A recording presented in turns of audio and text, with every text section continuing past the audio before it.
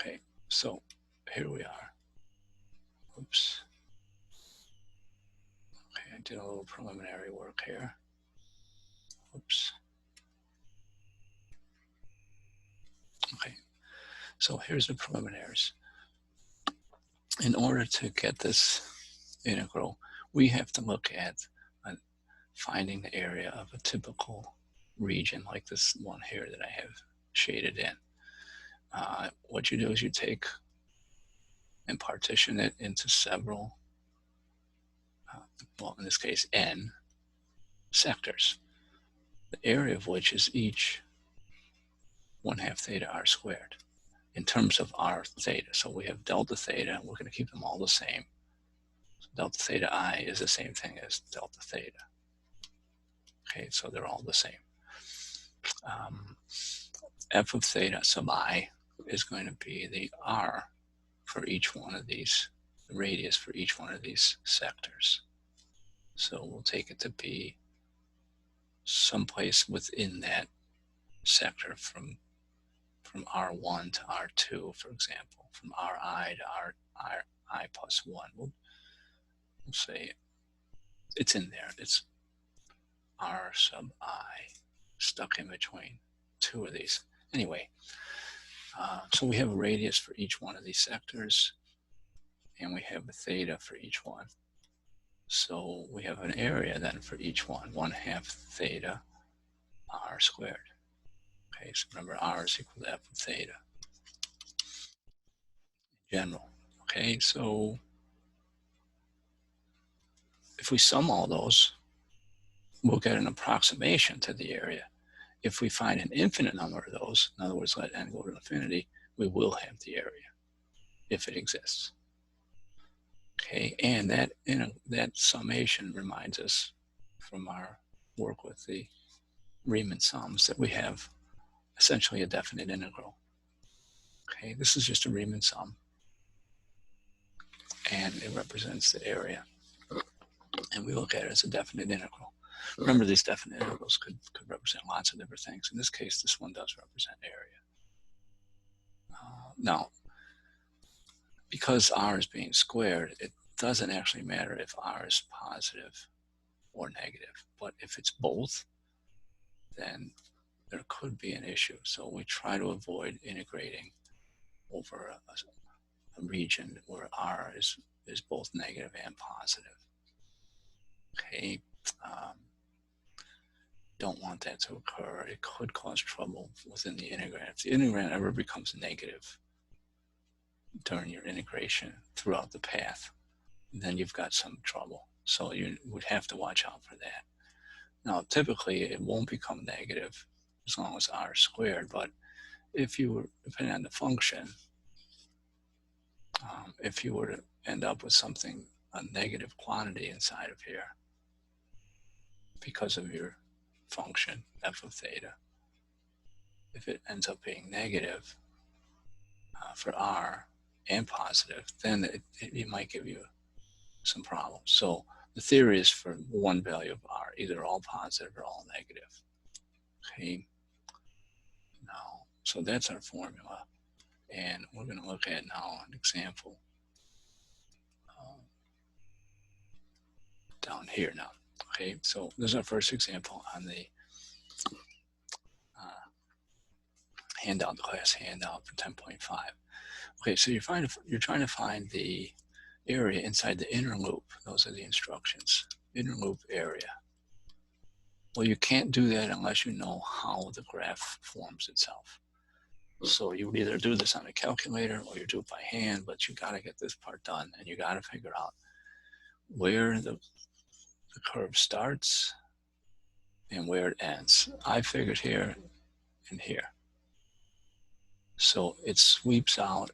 I went through my numbers here, did some values for theta, and formed the curve, and realized that when it went from this point to this point, it actually swept out over here.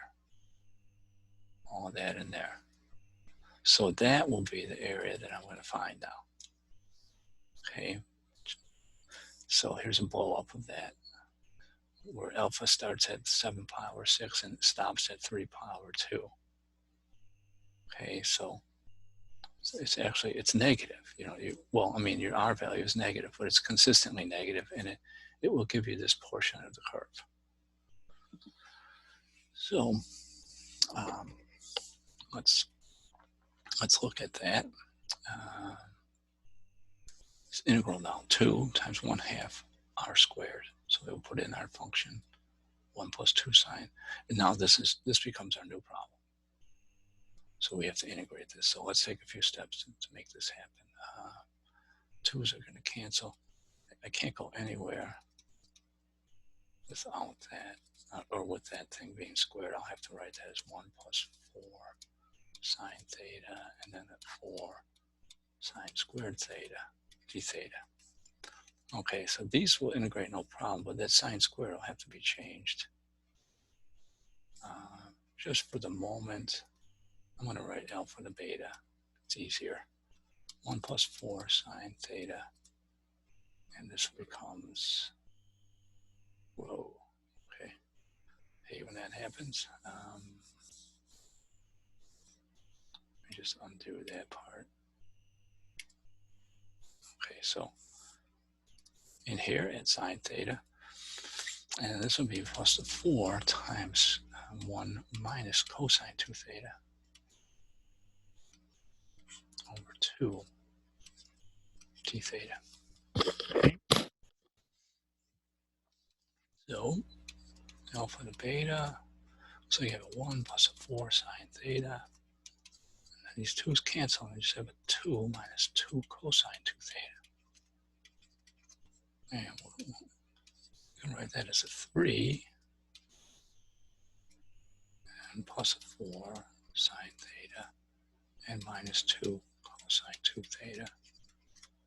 Okay, let's continue. We start integrating. This will be a 3 theta. And that'll have to be a minus 4 cosine theta. And this will have to be a minus sine of 2 theta. And remember, now we're going from 7 pi over 6 to 3 pi over 2. Okay, so we try to be careful here with our numbers. We got 9 pi over 2 minus 4 cosine 3 pi over 2 minus sine 2 times 3 pi over 2 minus 3 times 7 pi over 2 over 6 and minus 4 cosine 7 pi over 6, and then you have a minus sine of 2 times 7 pi over 6. Okay, so let's see what that means. This 9 pi over 2 minus, okay, that's a 0. 3 pi over 2 cosine is a 0. This is a 0 here, this one. And this is, oh, that's a 7 pi over 2 and minus 4, let's see, cosine 7 pi over 6 is negative root 3 over 2, right?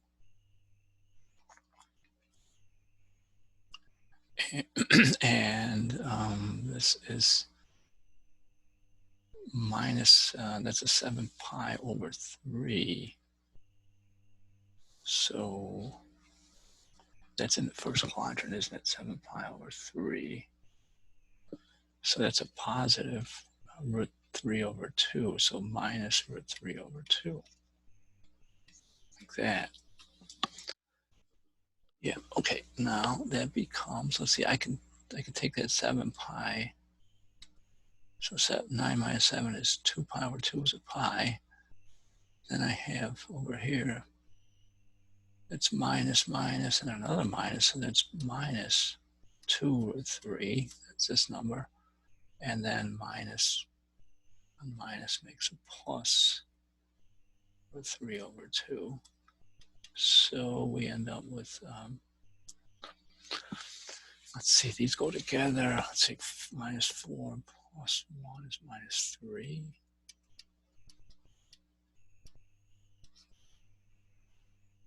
Okay, negative 4 plus 1 is negative 3. Okay, so that, let's see now.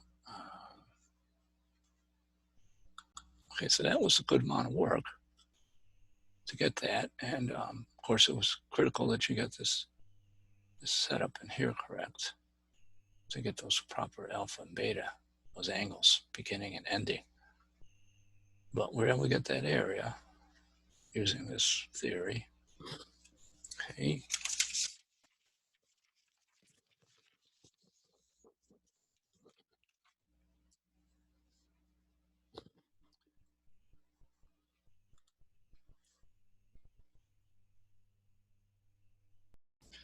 Okay, here's our next problem. R equals 6 sine theta. We want the area inside there. This turns out to be a circle, and you can graph a few points of it just to get your bearings.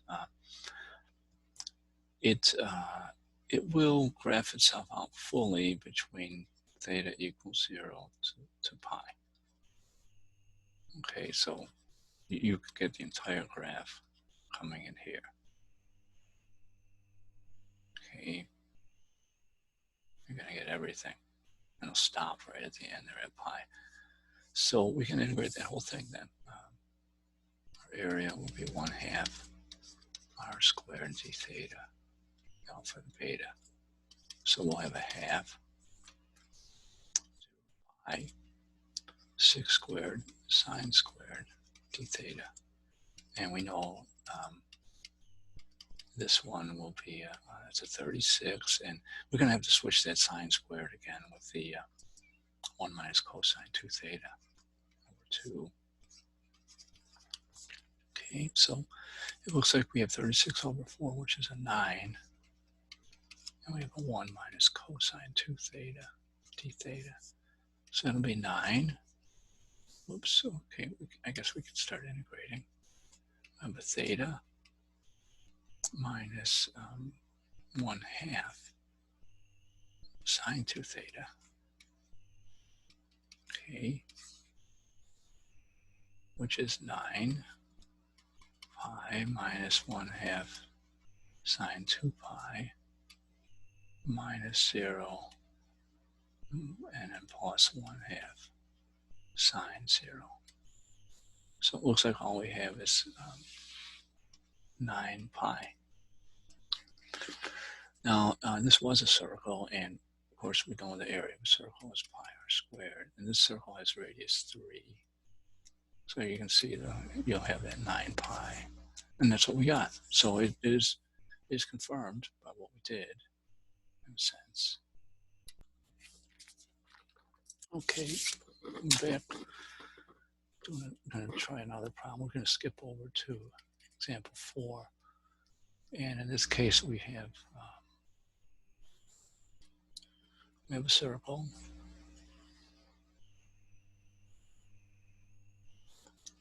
And that is the equation 3 sine theta.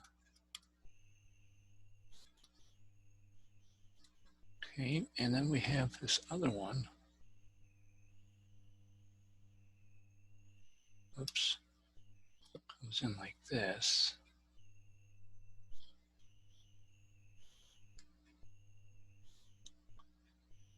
And does something like this. Okay, so, and we want, according to this, we want the area inside of the circle, but excluding the area that's intersecting with the other object. So all we want is this area in here.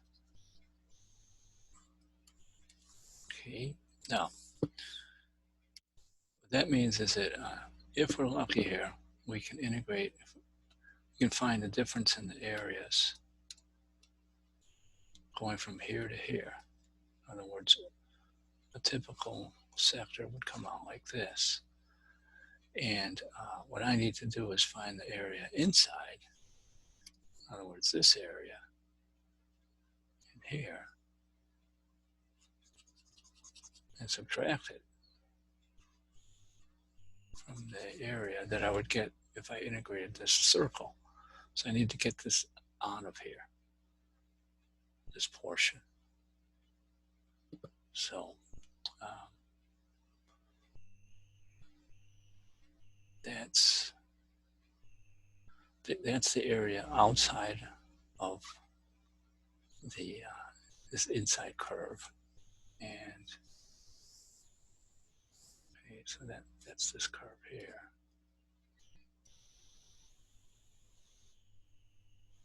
Okay, so outside of that curve, and yet inside the circle. So you see that now. So if I were to just take all the area of the circle and subtract off this area that I get inside here, as I integrate, now this one, okay, it's a little tricky for one. Let me show you this other picture here, because what I have here is a little bit oversimplified. Okay, I tried to blow this up a little bit here. I don't know if you can actually see that. Yeah, that's pretty good. Now, if the point is this, if we integrate coming out, starting at this point here, which by the way, we have to find, we have to set sine of 3 theta, or 3 sine theta equal 1 plus sine theta, and solve that to find that intersection point. Okay, so to find that point, because that's going to be the beginning of our integration. Once we start integrating, we'll find the area of, well, not the whole area of the circle, but this area in here, starting here, and then finishing out this way. So if we integrate the circle, okay, that's what we're going to get. Okay, now, then if I integrate this other curve, I'm going to get this area. Whoops. Okay, not including that little extra at the bottom there, that totally, that yellow part. Whoops. I don't want that yellow part in there. Ooh, took off more than I wanted to there. Okay, so that's where we start. So that's what we'll get when we integrate. When we integrate that, I want to take off this part here. So it turns out for this problem, it's perfect. I mean, in the sense that we don't have to worry. When this point on this curve, which occurs at over here, we're going to see this is 2 sine theta equals 1. So sine theta equals a half. Theta is going to be pi over 6. So that point we'll finish up here. Now on the circle, 3 sine theta at pi over 2, we'll get to that point. So this point up here, I'll put it here, pi over 2, we get a 3. That's the point that corresponds to there. Now, it also turns out for that same value of theta, we are at this point on the bottom curve. So same point at the beginning, same value of theta, and points that are right above each other here. 1 theta is pi over 2. So that's perfect. We can do one integral, and we can set it up. Let's see. We'll set it up like this then. Of course, we would double it, And then we take half. We're going to go from pi over 6 to pi over 2. And we're going to have r, the outer r, which is that 3 sine theta. You're going to square that. And you're going to minus off the inside one. Now, you can only do this with one integral for this one case because, as I said before, the points are tracing along exactly where we want them, along here, with the same values of theta. So we get those, we can do this two integrals in one, essentially. Now, sometimes the integral you set up to get this area out here, remember I got the blue area, sometimes those values of theta are different from the values of theta that are required to get the area inside of here, the green area. Okay, so you have to make sure that when you integrate, you can use both. You can use the same limits of integration to calculate both of these areas. Okay, you have to make sure that that works. That's one thing you have to worry about. Okay, so now let's go ahead and find this integral. Let's see, this will be a 2, that's gone, so it looks like I'm going to take it over here. Might need some room here. I'm going to do alpha to beta until I'm ready to use those because I don't want to keep writing. And this will be a 9 sine squared theta minus 1 minus 2 sine theta, and then minus sine squared theta d theta. Okay, so we got 9 sine theta. Okay, so I guess we just have 8 of those, right? 8 sine squareds. And then we've got minus 1 and minus 2 sine theta, d theta. Okay, so let's go ahead and straighten this out. Let's get this sine squared out of here. So minus 1 minus 2 sine theta, and then this will become plus 8 over 2, 1 minus cosine 2 theta. That's where the sine squared went, okay? And I think we're almost ready to integrate. I'm going to put this 4 with that minus 1 and make it a 3. This will be minus 2 sine theta, and then minus 4 cosine 2 theta, d theta. Okay, let's continue over here. We have, we're ready to integrate now, so let's go ahead and do that. So we've got 3 theta minus 2 or plus 2 cosine theta, and then let's see, minus, so it'll be minus 2 sine 2 theta. I'm going from pi over 7 to pi over 2. Okay, that's my alpha and beta now. All right, so let's say pi over 7. I meant pi over 6. I don't know if I said pi over 7. Why wouldn't it be pi over 7? Okay, so let's do this now. We got 3 pi over 2 plus 2 cosine pi over 2 minus 2 sine 2 pi over 2, which makes a pi. And then I'm going to minus 3 pi over 6 plus 2 cosine pi over 6 minus 2